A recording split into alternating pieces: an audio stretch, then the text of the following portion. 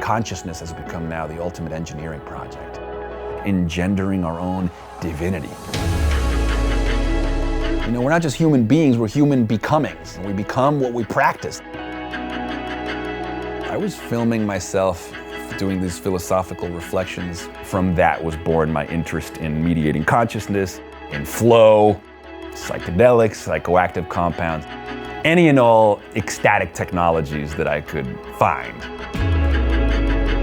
The flow is at the intersection of discipline and surrender, the state of consciousness in which you feel your best and you perform your best. Selflessness, timelessness, effortlessness, and information richness. You feel more present and you feel like you have more agency to make a dent in the universe. So having regular access to this primes our nervous system to be better citizens, more compassionate, more creative beings. So what we're talking about here is improving the human condition. Practice random kindness and senseless acts of beauty. If you have a chance to smile at somebody and make their day a little bit better and help them feel seen, do it.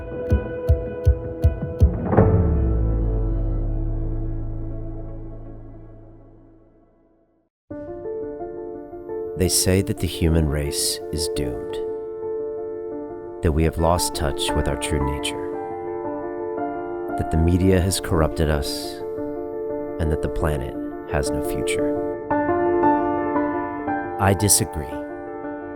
I believe that humanity is full of hope, and that our salvation lies within each one of us. My name is Brian Rose, and my job is to listen, the oldest method of learning known to man. Each week I seek out individuals that are changing the world, people who are living and thinking in a different way. Their stories will challenge your beliefs, make you question your choices, and perhaps inspire you to change. I never planned on doing any of this, but now I can't stop. Join me on this mission and make humanity something we can all be proud of. I was so excited to have Jason Silva back on the show. He was here 5 years ago. Since then, he's hosted Brain Games on the Nat Geo network. He's published countless of videos on YouTube, and he is there always just challenging our brain with ideas about flow state, consciousness, and here we talked about love, Burning Man, his future, and how we can get really the global human population to just shift our minds in a more positive direction. I always love hanging out with Jason. I think his mission and the London Real mission, they're really kind of the same thing. We want to transform human consciousness on a mass scale, empower people more to be more conscious, more active, and more connected. I know you're going to enjoy this time with Jason. And if you're thinking about starting your own podcast, well then come and check out our Broadcast Yourself course inside London Real Academy. Maybe you want to turn your passion into a business. Maybe you want to learn how to publicly speak, or maybe you want to accelerate your life for New Year. Here's a bit more about what we do inside the Academy. London Real doesn't stop when the conversation ends. You see, that's when we get started. Because everything begins with a thought, and then comes the action. The London Real Academy is our global transformation platform. Here we bring together thousands of students from over 75 countries. Whether you want to build a profitable business from your passion, or learn to speak to inspire, or broadcast yourself with your very own podcast, or accelerate your life to become a high-performance person, we have the online accountability course and personal mentoring program that will make your dream a reality. Join us, and we'll take your life to the next level, together. Our next accelerator course is starting soon.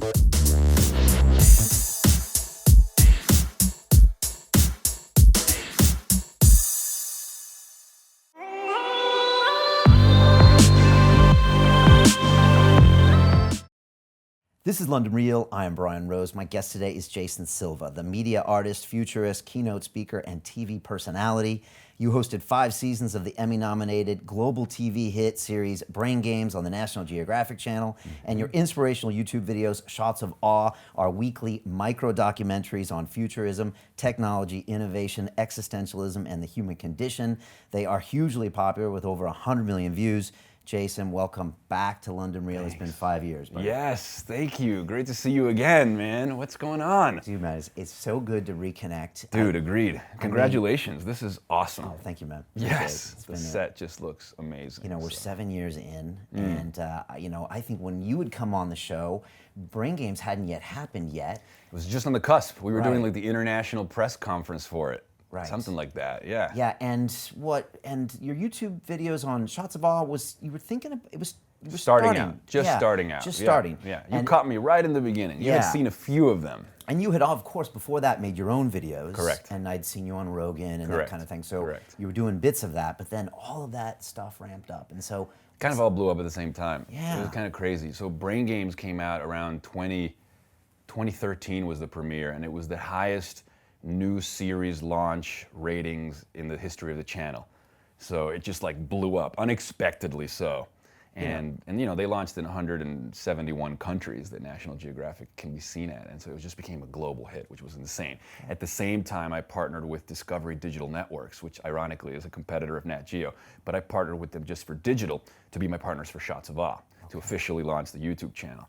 And so Shots of Awe became like my philosophical soapbox where I could continue to do my short form content about any and all things that I was passionate about, or my noble obsessions, so to speak. But meanwhile, I had this mainstream platform with Brain Games, which was a show on National Geographic that parents loved, kids loved it. We were nominated for an Emmy. I was nominated for an Emmy. So everything converged in 2013, and things just kind of blew up. Before I knew it, the speaking stuff went crazy, and I was like traveling the world talking about tech and singularity and biotech, nanotech, artificial intelligence, boom.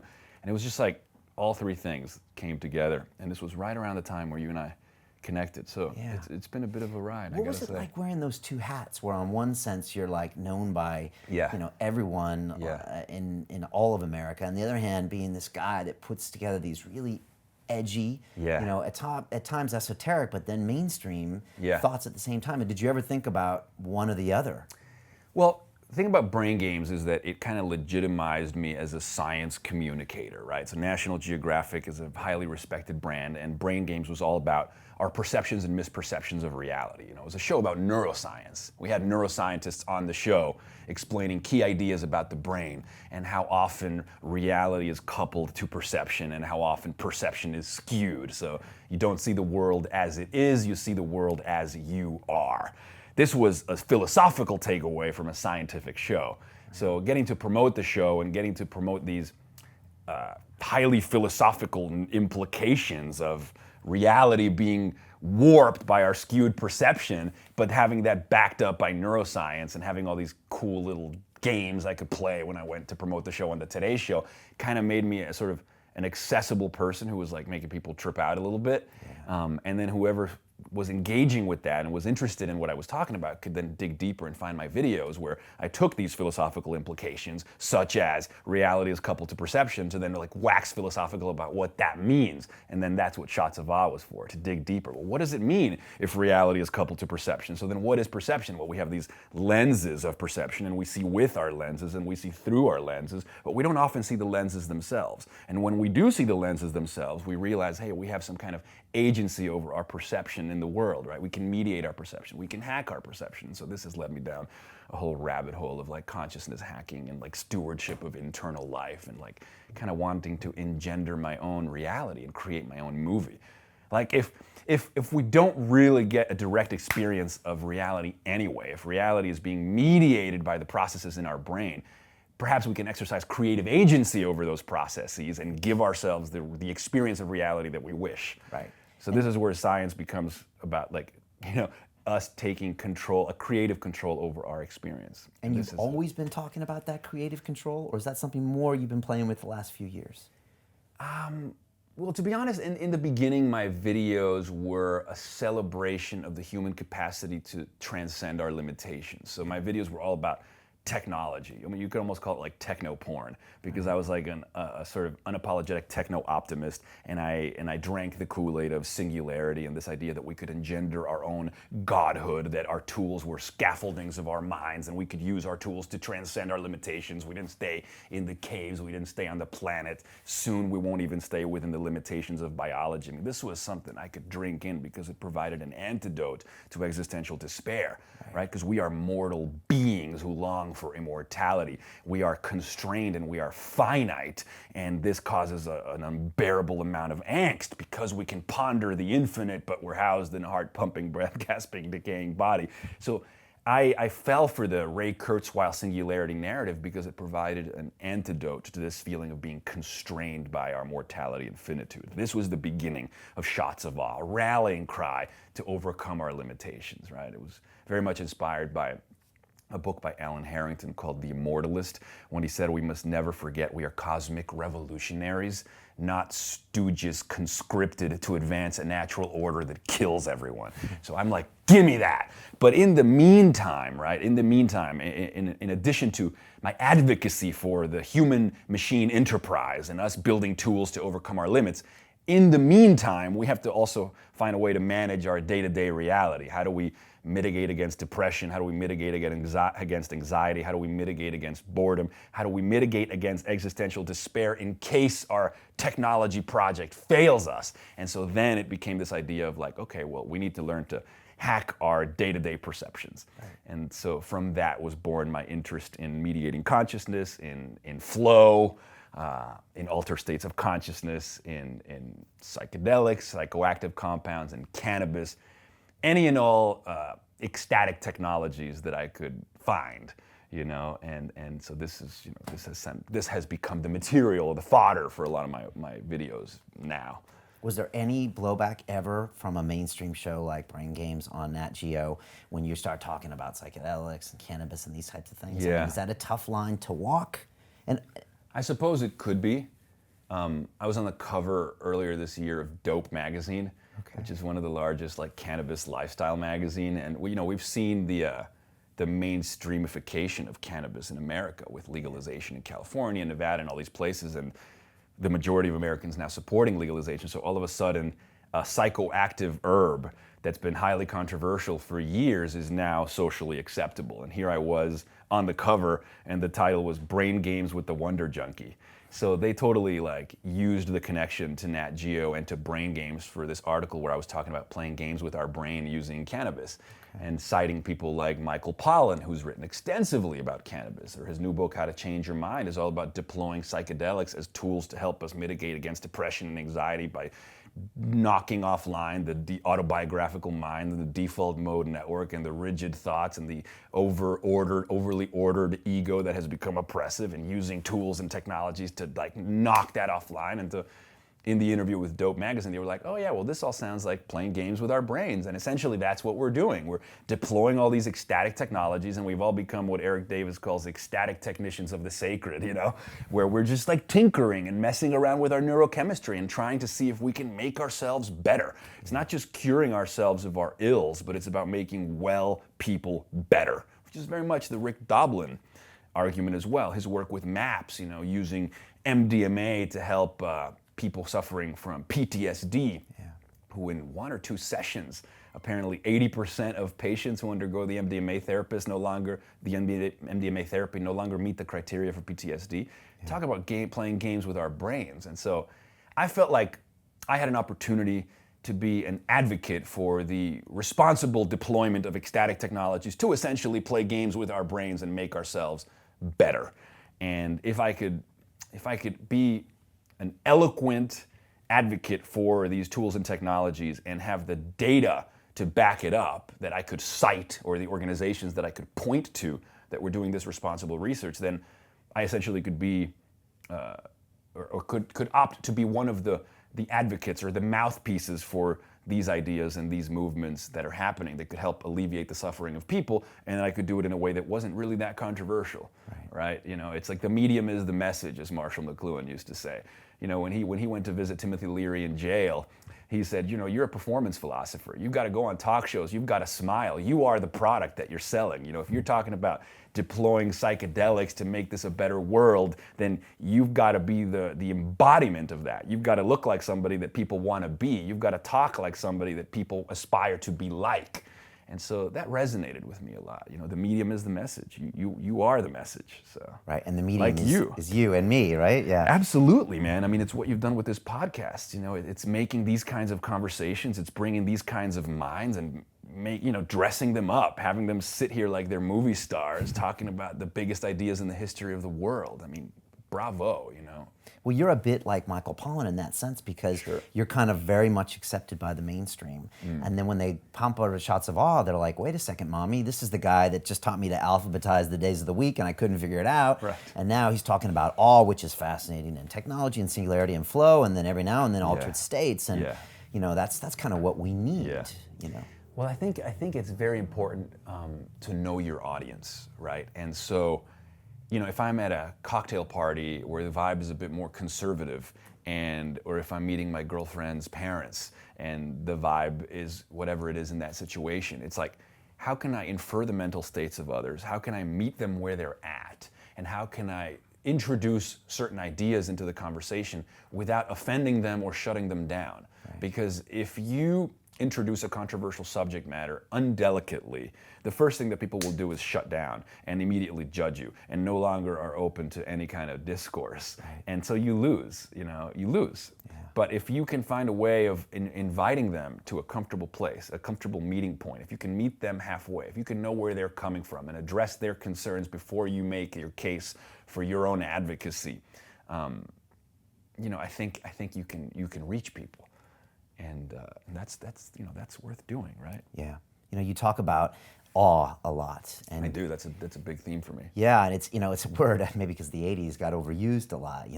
But it's funny. It's that's what a lot of us are looking for oftentimes in our life, and we're looking about hacking it. And I told you a few months ago I went down to Costa Rica with Dennis McKenna, and I had 3 ayahuasca ceremonies. Yeah. And I'm doing that. I'm tinkering with my brain, and I'm trying to engineer something that I know I need to see. Yes. And I know the actions I need to take, but I'm missing the awe. Mm-hmm. So I went down there, and with these medicines and with the ceremony, and I actually engineered one of the most profound experiences in my life. Beautiful. And I had it, and then I came back and I tried to integrate. Mm-hmm. And it's very, very difficult. Mm-hmm. And I see you as similar to psychedelics. You're out there putting these shots of awe around the world, trying to, I think, change human consciousness. And I'm always curious, like when someone watches one of your videos, maybe they've gotten to this awe state, and then they come back to the rest of the reality, and they have to integrate that. Have you thought about that sometimes? Well, the integration is definitely a key theme. It's very important to integrate experiences that take you out of yourself. The whole notion that once a mind is stretched by a new idea, it never returns to its original position. But it definitely somewhat returns to original position. You're never the same again, but you've got to be able to go back. After the ecstasy, the laundry, you've got to be able to, to chop wood and fetch water. So there's got to be an integration. Otherwise, the experience can be too destabilizing. And if there's not some takeaway, some output from that you can integrate into baseline, because we live in baseline, right? Like we live in a world in which we have to collaborate with other people, we have to have consensus. The red light, when the light is red, you don't cross the street. Like we need rules and consensus and compliance to a certain degree in order to collaborate and cooperate. So you can't just spiral out into your own ecstasy and not be able to integrate that back into a world in which you have to live with other people, and so that's very important. The subject of awe, of course, this is a favorite of mine because an experience of awe is highly destabilizing. Awe used to be not just about encounters with the sublime, but it used to be encounters of what Otto Rank, I believe, called the mysterium tremendum e fascinosum, which is the sort of unfiltered totality of existence. Here you are naked and trembling before the cosmos, sitting on a mote of dust, suspended in a sunbeam in an infinite black void of space, with a little beating heart being the only thing that keeps you alive in an infinite cosmic ash of nothing. The awe can be terrifying, you know? Something so much bigger than yourself can shrink you into nothingness, you know? But I think that this is where kind of the interpretive frameworks matter. So there were some recent studies in Stanford and Berkeley on the subject of awe, and the description they used, I think, was very apt. So they describe awe as an experience of such perceptual vastness, right? Such perceptual expansion that your mental models of the world that you created as a kid and into adolescence, you create these algorithms and these maps of the world, right? That you use to engage with and manage the world. And for the most part, as Michael Pollan says, these algorithms serve us well. They allow us to kind of run on mostly autopilot most of the time.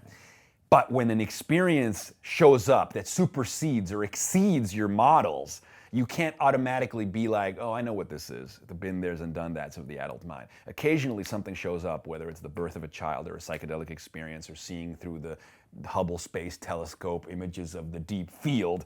And it's an experience that is so much more vast. It's beyond your perceptual models that now all of a sudden you have to accommodate.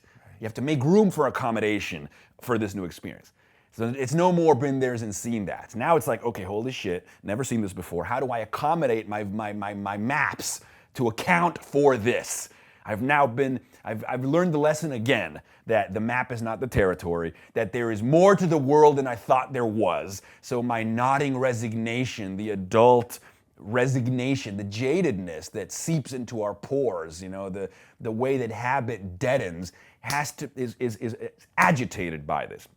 And it can be exhilarating or it can be scary, but the point is it demands a response, right? And in this act of accommodation to this new experience, you might describe it as, at its best, an exhilarating neurostorm of intense intellectual pleasure, an experience of cognitive ecstasy. Certainly for people like Carl Sagan, he used to say, understanding is a kind of ecstasy. Isaiah Berlin said, to understand is to perceive patterns. A new gestalt is revealed. You have an experience of connecting the dots. You have an aha. You have a cathartic revelation. Joseph Campbell calls it the apotheosis, right? The moment of resurrection, realization, the moment of the cosmic download. I think, or something, this guy who, his last name's Moore, I can't remember his first name. He says this is a version of dying into your old self so that something new can be born, right? You have to surrender. If you cannot submit, you cannot die. If you cannot die, you cannot be reborn. And this is what happens during an experience of awe. And that's why it can be terrifying until you learn to surrender, until you learn to let go. And when you do, well, according to Tim Doody, this is what happens. The self, you recontextualize the self as a marvelous conduit in a timeless whole from which molecules and meanings flow from neurons to nebula and back again. So in other words, you become one with the universe, right? You are part of the universe, but guess what? The universe is a part of you. You have Carl Sagan's notion that I am a way for the cosmos to know itself. And this recontextualization of the self blasts new tunnels between the mind and the other. It ticks the box of Tolstoy in the sense that you find a way of bridging the finite with the infinite. And that is what a mystical experience is, right? William James, the American psychologist, says that if an experience of awe and rapture or poetic rhapsody ticks all these boxes, feelings of interconnection, feelings of communion with the infinite, feelings that you are part of something larger than yourself, feelings of ecstatic well-being, feelings of a noetic truth that's deeper than the literal grid of the everyday. If an experience has ticks all those boxes, that is considered a mystical experience. Right. And we know that that is healing. All the studies being done at Johns Hopkins University and Imperial College of London with people suffering from treatment-resistant depression and treatment-resistant anxiety are given a single dose of psilocybin psychedelic mushrooms in a controlled environment with 2 therapists in the room. If they have a mystical experience, which a large majority of them do, they are healed of their existential distress. They no longer meet the criteria of depression and or anxiety. Why? Because the whole story of who and what they are has been transformed. They say the beginning of a personal crisis is when the story you tell yourself about yourself is no longer convincing, right? But you have an experience of awe. You have an experience of opiated adjacency. You have an experience that blasts new tunnels between yourself and the other. You have an experience of radical cosmic recontextualization when you connect with something larger than yourself. You have Campbell's apotheosis, right? And you are born anew. Of course you come out of that experience with a bigger fucking story, a mythological story, a cosmological story, and you are a part of that story. That will fucking heal your fractures, man. That will let the light get in. Whereas once I was blind, now I can see. You know, that is the aesthetic orgasm. That is what the French call frisson. You know, that's when you get the goosebumps and the hairs in the back of your neck stand up. You know, that's F. Scott Fitzgerald notion of a transitory enchanted moment in which man must have held his breath, compelled into an aesthetic contemplation he neither understood nor desired, face to face for the last time in history with something commensurate to our capacity for wonder. And I'm like, give me some of that fucking shit, right? That's why we're here on this earth, right? For that, dude. For that. For just a moment of that. Yes, dude, a dose of that. It's Flaubert's idea that human speech is but a cracked kettle on which we tap crude rhythms while we long to make music that will melt the stars. Like, you know, that's what we need, right? Yeah. And of course, the guy that wrote Infinite Jest, you know his name? No, I don't. So he says that the alternative to this, you know, to say no to that, to shy away from that, the alternative is a bummer. The alternative is unconsciousness. The alternative is the default setting. The alternative is the rat race, the constant gnawing sense to have had and lost some infinite thing. Which most of us are in. Yes. Yes. Yes. And that is what you battle every day. Every day. Because your shots of awe are on YouTube. Yeah. And most of the people on YouTube might argue they haven't had one of these experiences, or Yeah. they long for that. Yeah. And when you look at the rest of the world and the news, Jason, it's the opposite sometimes I know. of what you're talking about. How do you put those two things together? Well, it's so interesting. I was watching an interview with Yuval Harari, the author of *Sapiens* and *Homo Deus*. Have you had him on the show? Not yet. We will. You must get him on this show. And some of the things he was saying is that we tend to focus so much on the negative. And by the way, it's good because we can address the negative, and that's good. Right. But the problem with overly being focused on the negative and taking the progress we've made for granted is to fail to realize, for example, that today more people die from accidents than from violence. More people die from eating too much than from eating too little. More people die from old age than from infectious diseases. I mean, there is so much astonishing progress that we have done. Like human beings live in a better time now than they've ever lived in all of human history by a factor of I don't know how much, you know? Yeah. And yet, if it bleeds, it leads on the news, right? The media is incentivized to hack our attention. Our attention responds to fear because of the amygdala that we have inherited from the most nervous humans in the past that were the quickest ones to run away from the predators. And so we have a predisposition towards anxiety and hypervigilance, you know. And again, the problem with that is that then the incentive of attention hacking of a media enterprise that works because of advertising business model is that there's mechanisms that again have incentive to feed us negative news, which warps our perception of reality, which makes us feel a kind of existential bummer on a day-to-day basis that the world is going to shit, that we can't do anything about it, and so we might as well either hide and take refuge or live in what Jamie Wheal calls 21st century normal, which is this fibrillating nervous system that's constantly oscillating between anxiety and depression. You know? Yeah. What we need is more fucking flow. Csikszentmihalyi, who wrote the book Beyond Boredom and Anxiety, was the guy that first popularized the notion of flow, the state of consciousness in which you feel your best and you perform your best. A state of consciousness in which you lose your sense of self, you lose your sense of time, you lose all sense of effort, and you are essentially in cloud nine, right? Selflessness, timelessness, effortlessness, and information richness, right? Performance levels go through the roof, the inner chatter goes quiet, you experience this as liberation, you step into the eternal now, right? The forever box, and you're the surfer in the wave, you're the jazz musician in the zone, you're the writer who's like fucking having the flow go through him, you know? And no matter what your particular flow trigger is, you respond to the world better. You feel more present and you feel like you have more agency to make a dent in the universe. So what we really need is to figure out ways of organizing people's lives so that they have more regular access to flow, right? On a kind of daily basis, I would hope.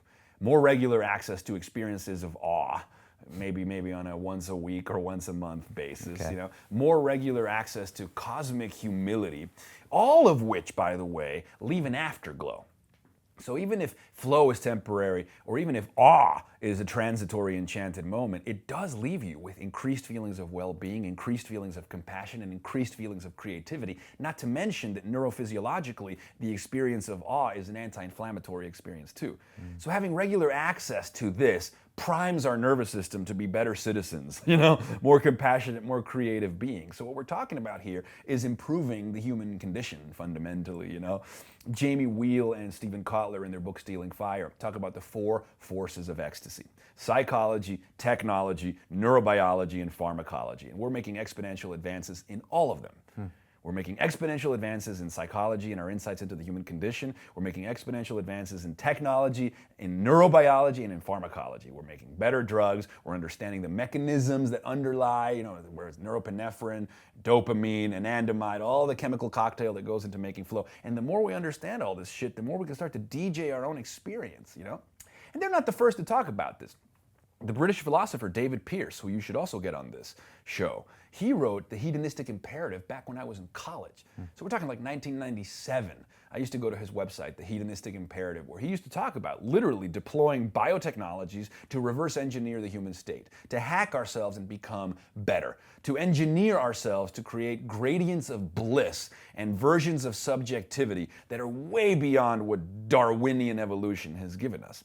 He talks about the MDMA state as a glimpse of the perfect human state. And of course, right now it has certain side effects that we can't sort of take MDMA on a day-to-day basis. But he says that the MDMA subjective state is a glimpse of what the future of human subjectivity could look like. Right, and that'll be 4.0, 5.0 MDMA. Yes. Without the toxic serotonin side effects. drops Correct. and that Correct. kind of thing. Correct. And so we don't need to live these quiet lives of desperation. We could be DJing ourselves into the flow, into the awe, put on the track, and it doesn't have to turn into also this constant hedonistic state. This could be something that we just engineered to get the best out of our lives. 1000%, dude. In fact, Jamie Wheal, co-founder of Flow Genome Project, dear friend, brilliant visionary, also needs to be on this show. He had a TEDx talk that he did at Burning Man. It was called From Altered States to Altered Traits. Listen to that, altered states to altered traits. And the key idea here is that, for sure, we love to, have some drinks or smoke a joint or pop a pill on the weekend and have a glimpse of what we can be, and then on Monday morning be back at work, not integrated and feeling like shit. And it's like, fuck that. The problem, he says, of that is that we become bliss junkies, essentially addicts. We get hooked on the state instead of raising the stage. Beautifully put, right? We get hooked on the state instead of raising the stage. Right. So then he asks the question, what if we could transform our self-systems, which he describes as leaky buckets or colanders full of holes? No matter how much flow or awe we put in, it only gets full while the flow or the awe is being poured. But essentially we're leaking, we're bleeding from our holes. So what if we can turn our self-systems, literally engineer our self-systems and transform them from leaky buckets, from colanders, into chalices? How might we render ourselves whole? How might we render ourselves holy? How might we turn our passing illuminations into abiding light? And I hear that, and that gives me a kind of cognitive orgasm or an aesthetic orgasm, just hearing those words, And that can be done through technology and through psychology. Psychology, technology, neurobiology, and pharmacology. The 4 forces of ecstasy, which are all advancing exponentially, can be deployed, can be thrown into the pot to figure this out, right? Right. So we get off the hedonic treadmill of this back to this steady state, or back to all of our adult, dissonance with the world. Absolutely, yeah. For more resources, I would point people to the Flow Genome Project website. I would also point people to neurohacker.com or the Neurohacker Collective if they Google it and check out the work of Daniel Schmachtenberger and some of the work he's doing with qualia and with kind of like re-engineering our hedonic state, re-engineering subjectivity, creating designer minds, so to speak. Consciousness has become now the ultimate engineering project. And I love that notion, right? Again, turning our passing illuminations into abiding light, engendering our own divinity. Because we have the power of gods now. We really do, man. Yeah, it's just trying The new space is inner space. Just trying to convince people that they have that power. Absolutely. Most people wouldn't know they have that power. For people that hear about flow for the first time, how would they try to get themselves more in a flow state? How do you try to get yourself in a flow state? Can you always get yourself in a flow state?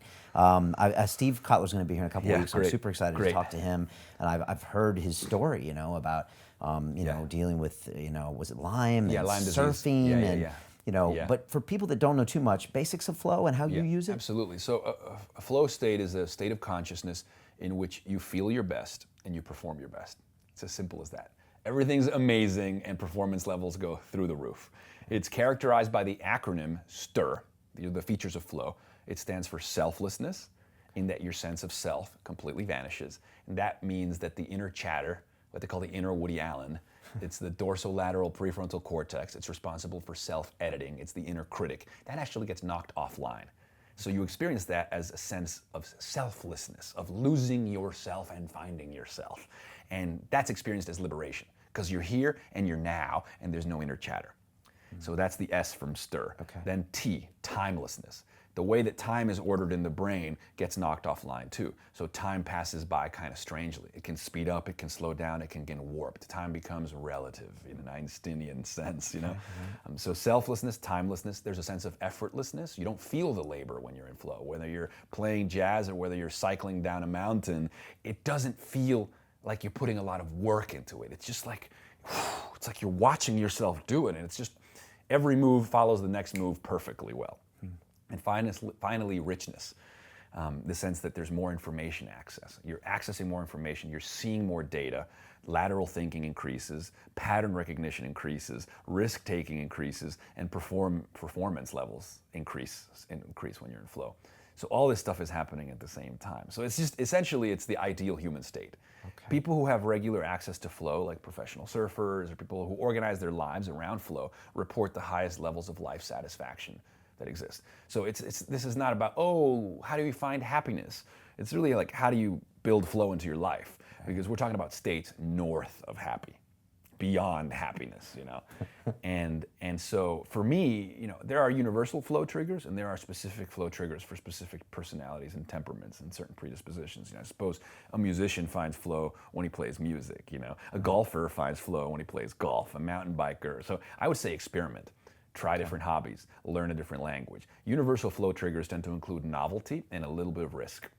Okay. Not so much risk that you shut down, and not too little risk that you're bored or disengaged. Flow follows focus, is what Stephen Kotler likes to say. So you got to make sure that it's certain activities that hurl you into the moment, that force you to focus by circumstance or by contextual reasons.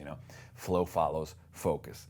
And again, novelty. So travel, exposure to new experiences, stimuli you're not used to, all these things facilitate flow by increasing engagement in the moment and boosting focus. And again, flow follows focus. It's also good to understand flow cycles. You can't have flow all the time because it's cognitively expensive. And there's a lot of neurochemistry happening. It's anandamide, it's norepinephrine, it's dopamine, it's all these different, this cocktail of chemicals. And these have to, these get depleted. And you have to have good sleep is crucial for flow. If you're not getting good sleep, you're not going to get any flow. Sleep is incredibly restorative. I treat my sleep like a religion.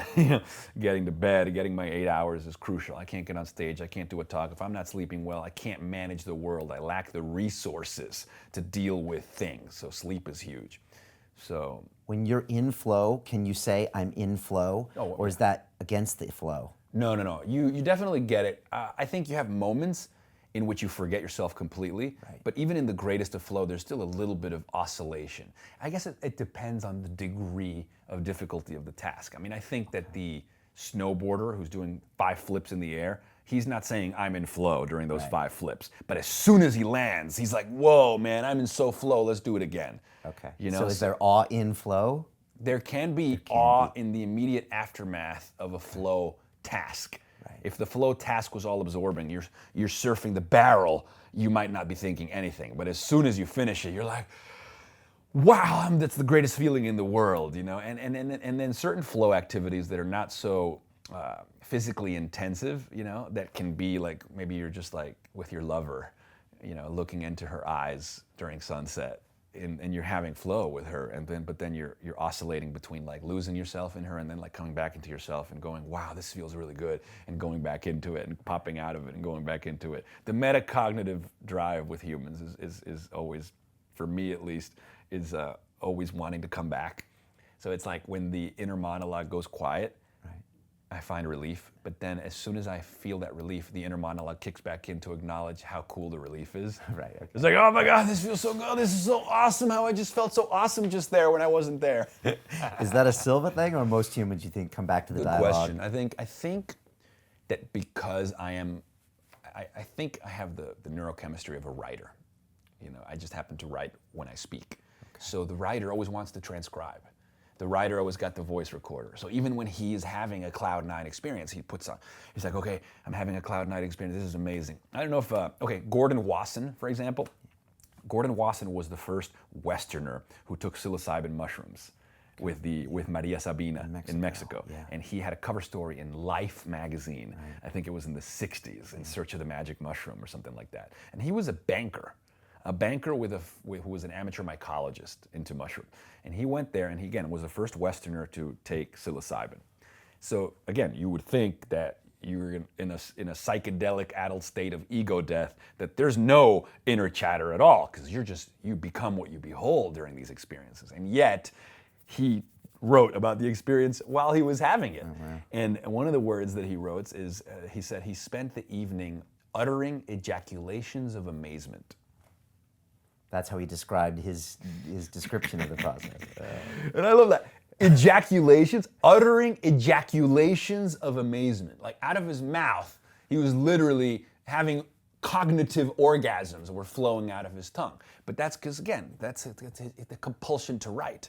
The ecstatic dancer experiences no mind, but his body is expressing it in the dance. The jazz musician in flow might have ecstatic no mind, but he's still like expressing his language with jazz. It just happens to be that my language is verbal, so I don't think language ever really gets knocked offline for me, because that's the expression itself. Right. If I was a ballet dancer, the inner chatter going quiet would make sense, you know. And you're in flow when you're doing shots of awe sometimes? For sure, dude. For sure. Yeah, definitely. I used to experiment. I think we can feel it. Well, I don't know if you're familiar with this relationship between cannabis and improvisation.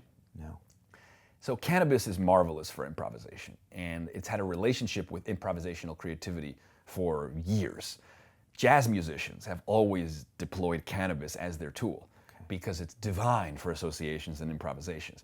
Freestyle rappers will often smoke a blunt before they go freestyle. First-hand knowledge. My roommates in New York City in the 90s would fire up the blunt, pass it around, and freestyle. Freestyle. Yeah, because it changes the chemistry of the brain. Well, they've done fMRI scans on freestyle rappers and jazz musicians, and they compared the freestyle rapper versus when he was reciting memorized lyrics. And when he was freestyling, the inner critic was quiet.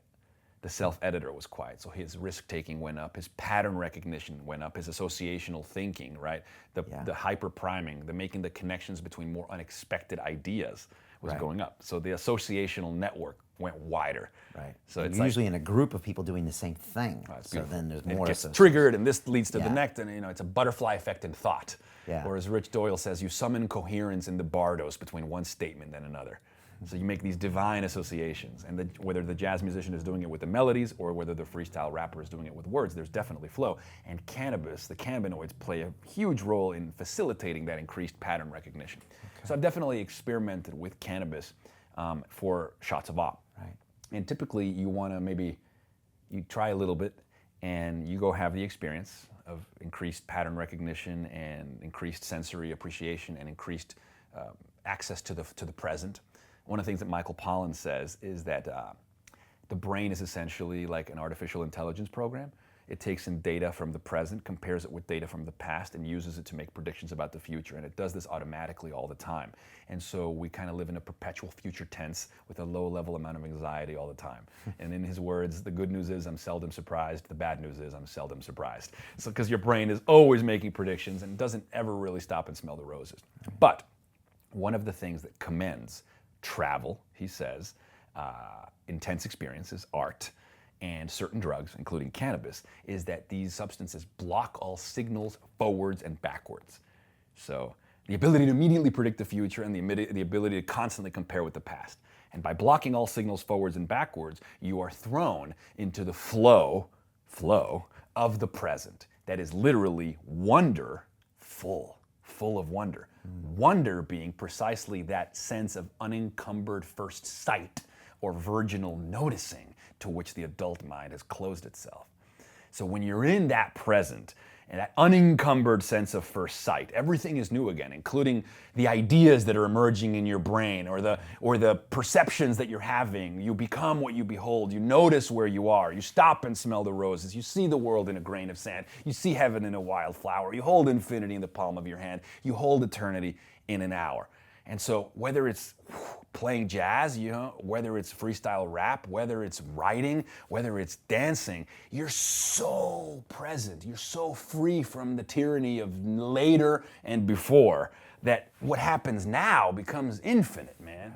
And there's such grace to be found in that space. There's such creativity to be found in that space. Shots of awe emerges in that space. Right. Those who were seen dancing were called insane by those who could not hear the music. But when you're in that space, you can hear the music, man. Wow. It's like that line says, the only people for me are the mad ones, right? When you're in that stage, you're mad to live, mad to talk, mad to be saved. You're desirous of everything at the same time. You never yawn or say a commonplace thing. You burn, burn, burn like yellow Roman candles exploding like spiders across the sky. And in the book Stealing Fire, Wheel and Kotler talk about what they call the altered states economy. The trillions of dollars a year that people spend to see other people in altered states, to see other people in the present and in the forever box, whether it's going to a concert, to see jazz musicians lose themselves in that ecstatic magic that they create with their music, or whether it's theater, or whether it's watching a gymnast do a bajillion flips in the air, or going to watch sports events. Or a fight. We pay money, fights. We pay money to see people in the forever box because we have theory of mind. We can infer mental states. We can read other minds. We can reflect other minds. And so sometimes watching is enough to get a taste of it. Okay. Experience it vicariously. And because many of us don't have access to that amount of flow on a regular basis, we pay money to watch the elite athletes or artists who have built their lives around it do it. And in beholding it, we become it for a moment. And we spend $1 trillion plus a year to get the access to those states, even just to witness them. Wow, it's not entertainment. We're actually trying to hack flow into ourselves. 100%. And sometimes successfully. Yes. Right, and you remember that moment where Yes. that human was in the moment, the knockout victory, 100%. or the loss. 100%. Even the loss, they were present, weren't they? Dude, I mean, why do we enjoy movies like Rocky so much, dude? The end of Rocky when he wins. Because we're Rocky in that moment, dude. Yeah. We have the capacity First to... one he loses too, and we Yeah. still remember it. Yeah, we can infer the mental states. We can experience the glory. We can mirror the glory. We walk out of that movie theater high as fuck, Yeah. So we should be aware of what we're doing as course, humans, man. and then understand the science. So Yes. then maybe tap into it on our own. Go get your own flow moment, your own present moment, Yes. and understand what's happening here. Yes, because these experiences used to be elusive. Yeah. These experiences used to be experiences that you had to just humbly appreciate when they showed up and not expect them to when they didn't. Right. It's that whole Protestant ethic of like no pain, no gain. Like life is suffering and occasionally you get a drip of ecstasy. But what these guys are saying is actually, we could reverse engineer our self systems. We could transform who we are. We have the expertise, the insight, the creative capacity to make ourselves fucking better. And with YouTube, we can tap into all of these people Yes. doing this stuff, talking about that stuff. We can watch you in the flow. Yeah. I want to ask you about YouTube Sure. soon and what even is that thing. I know, Because yes. I don't think we even know what it is yet. But first, I want you to tell me a little bit about love. Because you mentioned getting into the flow, staring into your partner's eyes. And Yeah. most people would be like, oh, I wouldn't understand that to be flow. And Wow. this concept of love it's Yeah. a crazy one, and one Yeah. that's hard to understand. In some languages, there's 6 different words for love. Yeah. Right. So for me, I would fall in line with the ideas of Ernest Becker. So Ernest Becker wrote The Denial of Death. Yeah. It's a psychoanalytic distillation of the human condition. I have a copy of it next to my bed. I've read one chapter. Okay. But I know Dive some of the into that. tenets. You can go into any of the Okay. chapters. I You know don't have to some read of it what in he's order. talking about. Yeah. Okay. The key idea is that the worm at the core, the faint disquiet that invades you sometime at night when you don't have all your defenses and when you don't trivialize yourself with trivialities and with busyness, is the source of our existential malaise or our neurotic distress. And it used to be psychologists, in the Freudian school of thought would say, well, the neurosis is because we're sexually repressed. All of us are walking around like sexually repressed. We're like neutered, and that's the source of that manifests itself in our pathologies. Right. Becker says it goes deeper than that. There might be some sexual repression, but the real issue is that we have death anxiety. It's this unique awareness that we are mortal beings, and not like other animals who like see a predator and run. They're scared when there's reason to be scared. When the predator's not around, the animals live in the Garden of Eden. They're in the forever box. But we lose sleep over the idea that in 60, 70 years we're gonna grow old. Like that bothers us now, even though it's so far away, we can't even truly experience it at all. But cognitively, we know that that's coming, and it just haunts our dreams, right? Even the greatest ecstasies are tinged by a bit of sadness, right? This is the existential conundrum. And we have to respond to this, right? We need to find a way of bridging the finite with the infinite, otherwise we can't contend with life.